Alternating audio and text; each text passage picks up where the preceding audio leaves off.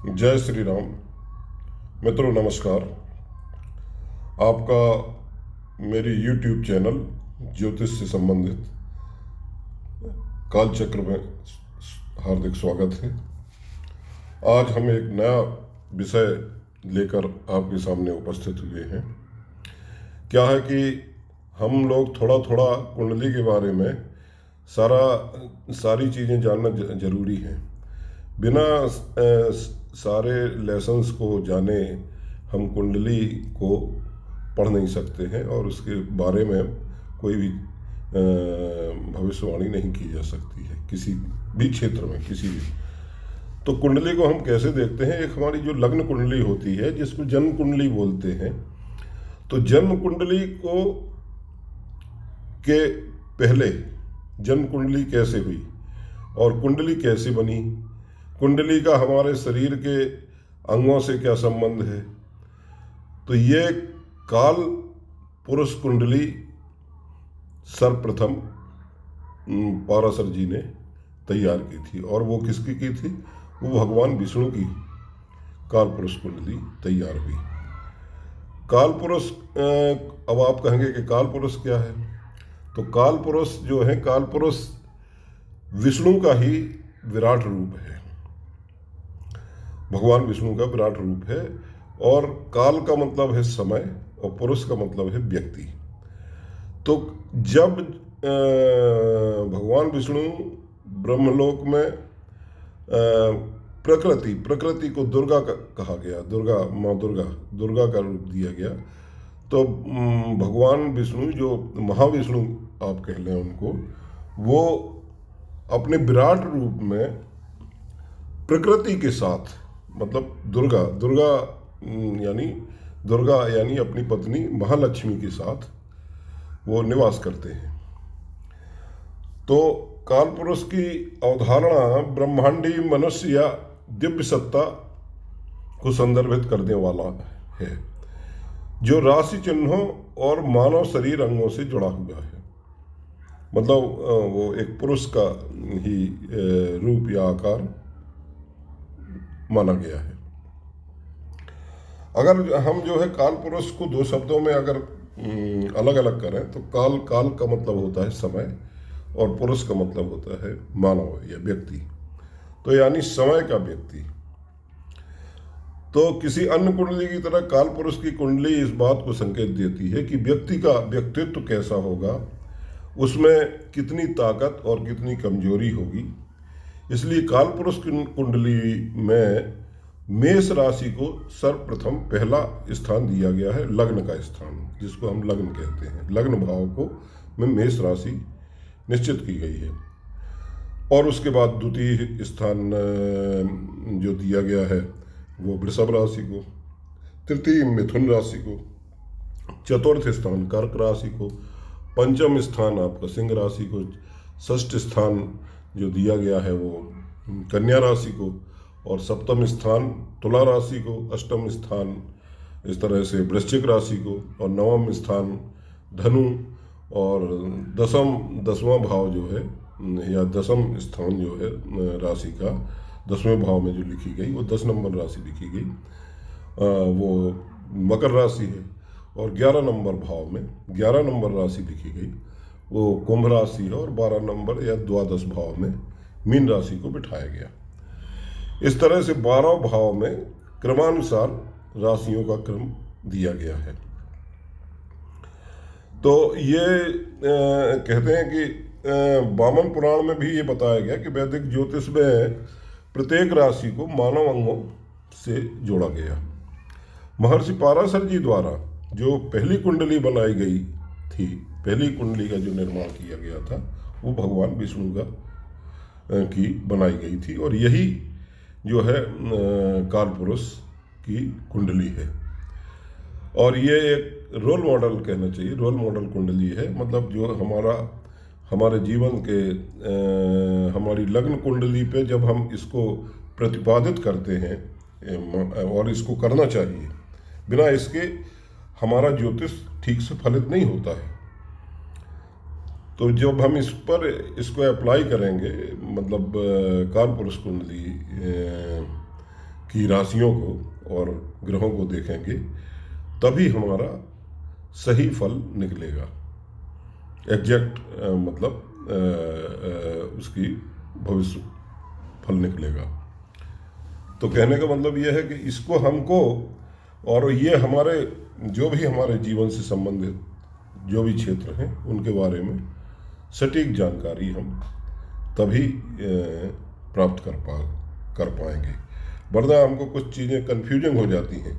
जैसे आप मान लीजिए कोई भाव है या कोई राशि है या कोई ग्रह है, वो अपनी प्रकृति के अनुसार हमारी लग्न कुंडली में कहीं बैठा है और किसी शुभ ग्रह की या अशुभ ग्रह की दृष्टि उस पर पड़ रही है, तो हम सीधे सीधे लग्न कुंडली को देख करके भविष्य फल कहने लगते हैं, जबकि वो भाव हो सकता है कि 2 से 3 चीज़ें और बता रहा हो। अब जैसे मान लीजिए कि सप्तम भाव है किसी का, अब सप्तम भाव में शुक्र महाराज बैठे हुए हैं, शुक्राचार्य जी, और लग्न में 7 नंबर की राशि है, या लग्न में शुक्र बैठे हुए हैं और इसमें 7 नंबर की राशि है आपकी सप्तम भाव में, तो शुक्र अपनी स्वराशि को देख रहे हैं, और सप्तम भाव क्या है, विवाह का भाव है। तो अब वो अब कोई व्यक्ति जैसे अब उस पर अगर किसी खराब अशुभ ग्रह की दृष्टि भी पड़ रही है, मान लीजिए शनि की दृष्टि पड़ रही हो, तीसरी या 7वीं या 10वीं, तो वो क्या है कि उस भाव को हम उसको फलीभूत ठीक ढंग से नहीं कर पाएंगे। क्यों नहीं कर पाएंगे? मतलब हम बताएंगे कि भाई पहले तो सीधे सीधे लग्न कुंडली को देख के ये पता चलता है कि भाई शुक्र लग्न में बैठे हुए हैं और अपनी स्वराशि सप्तम भाव में जो लिखी हुई है उसको देख रहे हैं, और वो शुक्र विवाह के कारक हैं, तो वैवाहिक जीवन अच्छा होगा। लेकिन शनि की जो दृष्टि पड़ रही है 10वीं, तो वो विलंब करा रहे हैं, या विवाह में या वैवाहिक जीवन ठीक से नहीं चल रहा, अगर किसी का विवाह हो चुका है तो इतना घोषित कर देने से बात नहीं होगी। अब वो जातक हो सकता है उस जातक की पत्नी अच्छी हो, उसका वैवाहिक जीवन अच्छा चल रहा हो, तो वो तो आके आपसे कहेगा कि हमारा तो सब कुछ ठीक चल रहा, क्योंकि शुक्र हमारे लग्न में बैठे हुए हैं और सप्तम भाव में हमारे वैवाहिक जीवन पत्नी भाव को देख रहे हैं। तो कहने का मतलब ये हुआ, अब कैसे, अब दूसरी चीज कहाँ से निकालेंगे हम? फिर हम काल पुरुष की कुंडली को वहाँ अप्लाई करेंगे। काल पुरुष की कुंडली में भी आएगी 7वीं राशि सप्तम भाव में, क्योंकि पहले भाव में लग्न भाव में मेष राशि हुई एक, इस तरह से क्रमानुसार 7वीं राशि आएगी। अब वो 7वीं राशि आएगी तो भाव ये भी कहता है कि भाई हो सकता है तुम्हारी पत्नी अगर ठीक है, क्योंकि शनि की कुदृष्टि पड़ रही है 10वीं, लेकिन अगर फिर भी अगर पत्नी और आपका वैवाहिक जीवन अच्छा चल रहा है, मेल मिलाप अच्छा है, सब सहयोग हो रहा है, तो हो सकता है आपके बिजनेस पार्टनर या कोई आपके जो पार्टनर हो जो व्यापार में या कैरियर में, उनसे आपके संबंध ठीक न चल रहे हो। तब वो जातक सही चीज़ बता पाएगा कि हाँ मेरी पत्नी साथ से संबंध तो ठीक है और मेरी गृहस्थी अच्छी चल रही है, लेकिन मेरा पार्टनर, बिजनेस पार्टनर मुझको धोखा दे रहा है, उससे मेरी नहीं बन रही है। तो ये भाव कैसे निकलते हैं? जब हम काल पुरुष की कुंडली को अपनी लग्न कुंडली पर अप्लाई करते हैं। अब कहाँ है भाई काल पुरुष की जो कुंडली है, जैसे अब हमने ये एक कुंडली आपको उदाहरण स्वरूप बना रखी है। जो प्रथम लग्न भाव होता है, अब इसको शरीर के अंगों से कैसे जोड़ा गया ये मैं आपको समझाता हूँ। प्रथम जो लग्न भाव है, वो लग्न भाव क्या है? हमारा सिर है। ये कुंडली भी इस तरह से बनी हुई है, ये सिर, फिर ये 2 इधर भाव हैं, फिर 2 भाव ये हैं, फिर आपका 2 भाव ये हैं, फिर 2 भाव ये हैं, फिर 2 भाव ये हैं, 1 भाव ये है। तो इसको मानव शरीर के ही आप 12 अंगों से इसको मान लीजिए एक मानव पुरुष है, अब उसको हमने इसको सेंटर से हाफ कर दिया, तो एक हमारा दायां भाग हो गया शरीर का, एक हो गया हमारा बायां भाग। अब दाएं भाग को हमने एक इसमें लाइन से डिवाइड कर दिया, तो ये दाएं भाग इस तरफ हो गया हमारा, मतलब अब चूंकि हम ऐसे देखेंगे तो हमको बायां दिखाई देगा, लेकिन ऐसे देखेंगे तो हमारा ये दायां भाग हो गया। तो ये दायां भाग हो गया हमारा। अब इसमें हमने ये जो भाव हैं वो आ गए और ये बायां भाव हो गया। अब ये क्या है, ये हमारा सिर हो गया लग्न, और ये जो ऊपर के हैं ये हमारा मुख है, मतलब पूरा मुख है। तो ये हमारा क्या हो गया, दायां नेत्र। और ये हमारी भुजा हो गई, कौन सी, दाईं भुजा हो गई। और ये हमारा आधा पेट इधर का, मतलब दाएं भाग पेट का हो गया। मतलब ये हमारी छाती हुई, इसके बाद सिर के बाद छाती हुई, तो ये हमारा दायां भाग छाती का हो गया। और ये बायां भाग छाती का, जहाँ हार्ट वगैरह रहता है। और फिर इसके बाद ये हमारा ये पेट का हिस्सा हो गया, तो ये हमारा दायां पेट हो गया, ये हमारा बायां पेट हो गया। और इसी तरह से फिर इसके बाद ये जो सप्तम भाव जो ये केंद्र में है, ये सप्तम भाव ये हमारा कमर के नीचे का गुदा तक का भाग हो गया। और ये हमारे दोनों पैर हो गए, मतलब ये दायां पैर हो गया, इधर का बायां पैर हो गया। इसी तरह से ये बायां पेट हो गया, और ये हमारा बाईं छाती होगी जहाँ हृदय है, और ये हमारा बाईं भुजा हो गई, और ये हमारी बायां नेत्र हो गया। अब इनको जो राशियाँ लिखी हुई हैं, 1 नंबर राशि मेष राशि, मेष राशि हमारे सिर को इंडिकेट करती है। 2 नंबर राशि जो है हमारी वो दाईं, जो वृषभ राशि है वो दाएं नेत्र को इंडिकेट करती है। और 3 नंबर राशि जो है वो हमारी दाईं भुजा है। और ये हमारी 4 नंबर राशि है, ये हमारी दाईं तरफ की छाती है, मतलब यानी हमारा फेफड़ा है। और बाईं तरफ की छाती हमारे हृदय भाग होता है, जहाँ हार्ट रहता है। और इस तरह से अब हमारा ये जो 4 नंबर राशि से दाईं छाती को दर्शाती है, ये राशि कर्क राशि है, क्योंकि ये जल की राशि है। और जल की राशि मतलब फेफड़े से संबंधित होती है, किसी को श्वास या सर्दी जुकाम यहीं से शुरू होता है। और पंचम राशि ये हमारी, यानी हमारा दायां पेट का हिस्सा हो गया, ये सिंह राशि हो गई। और इसको हमने कन्या राशि से डिनोट करते हैं पैर को, किसको, जो हमारा पैर है कन्या, दायां पैर, राइट हैंड का पैर जो है पूरा, वो कन्या राशि से डोनेट करते हैं। और जो हमारा ये 7वीं राशि है, जो मतलब नाभि के नीचे का हिस्सा, वो हमारी ये तुला राशि है।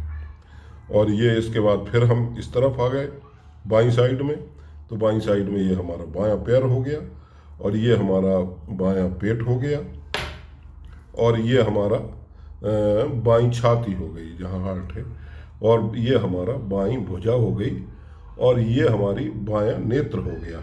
इस तरह से हमने कालपुरुष की कुंडली का गठन किया है।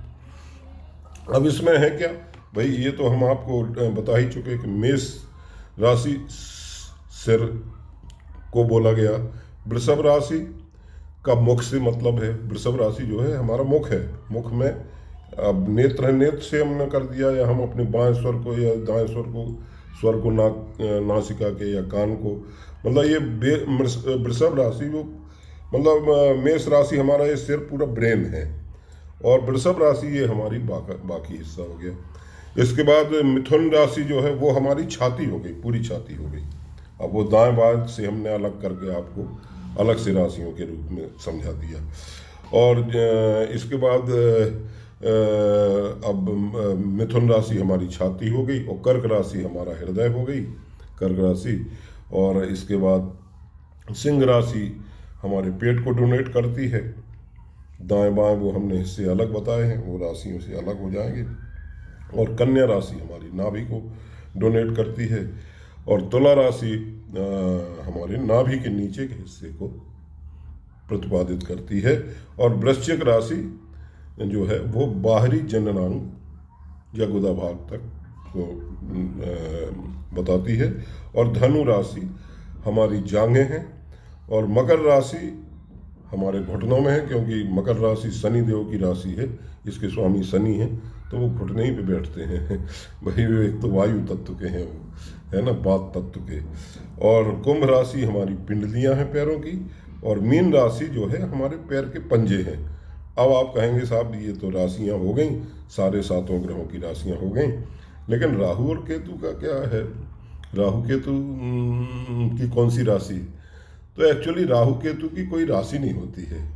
राहु केतु एक दूसरे से 180 डिग्री पर बैठते हैं, 180 अंश पर बैठते हैं। तो राहु सिर का हिस्सा है, तो ये वो राहु क्या है? ये हमारे बाल हैं, है ना। जब हमारे बाल झड़ते हैं ना, तो राहु की कोई दशा, खराब दशा चलती है, तो बाल झड़ने लगते हैं।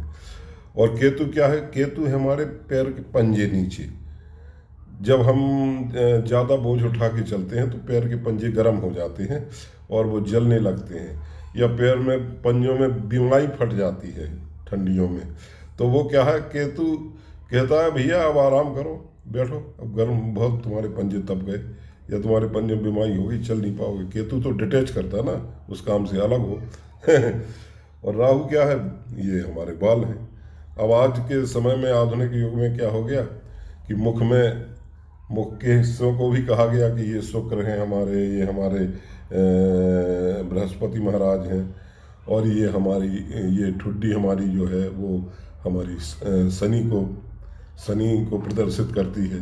तो अब आज के आधुनिक युग में ये लोग शनि के साथ राहु को भी लेके चलने लगे। मतलब आजकल थोड़ा हल्की हल्की दाढ़ी बढ़ाने का फैशन है, हम लोगों के समय में तो नहीं था।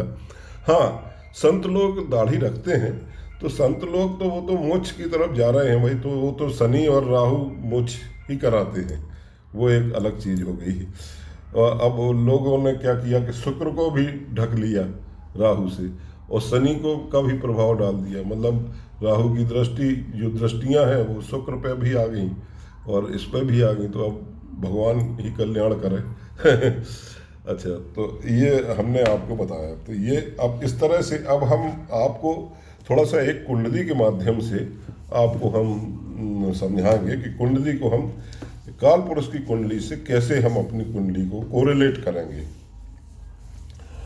तो जैसे अब मान लीजिए ये एक कुंडली है, इस कुंडली में, कुंडली ये मकर लग्न की कुंडली है, ये काल पुरुष की कुंडली नहीं है। काल पुरुष की कुंडली में तो यहाँ 1 नंबर राशि होती, ये मकर लग्न की कुंडली है, और ये लग्न में मकर राशि 10 नंबर लिखी हुई है। और इस राशि के स्वामी जो हैं वो शनि हैं, जो कहाँ बैठे हुए हैं?